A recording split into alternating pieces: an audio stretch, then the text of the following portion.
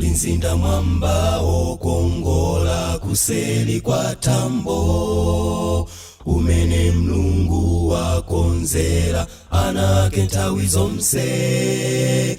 Odala iye amene asunga chifuniro cha Mbuyeyo. Siku lina nzanena ntano taomboledwa mwamba.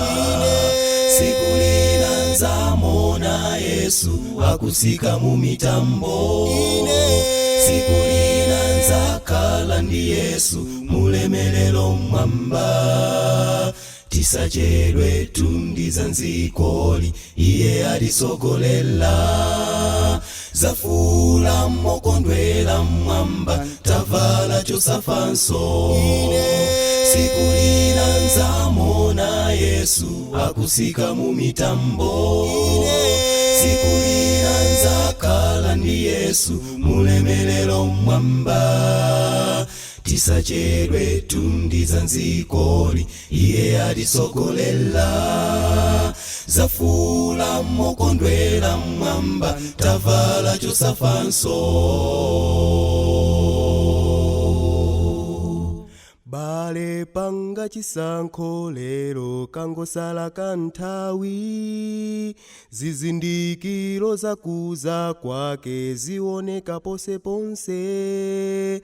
Ngakhale zovuta ziti zinge iye atigonjesera. Tikhalebe nchikhulupiriro akubwera posachedwa. Siku lina nzamona Yesu akusika mu mitambo. Siku lina nzakhala ndi Yesu mulemelero mwamba. Tisachedwe tundiza nzikoli iye atisogolela. Zafula mokondwela mwamba tavala chosafanso. Siku lina nzamona Yesu akusika mu mitambo. Siku lina nzakhala ndi Yesu mulemelero mwamba. Tisachedwe tundiza nzikoli iye atisogolela. Zafula mokondwela mwamba tavala chosafanso. Siku lina nzamona Yesu akusika mu mitambo. Siku lina nzakhala ndi Yesu mulemelero mwamba. Tisachedwe tundiza nzikoli iye atisogolela. Zafula mokondwela mwamba tavala chosafanso.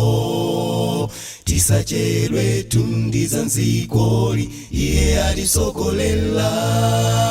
Zafula mokondwela mwamba tavala chosafanso. Mawa owala uko kumwamba tavala chosafanso.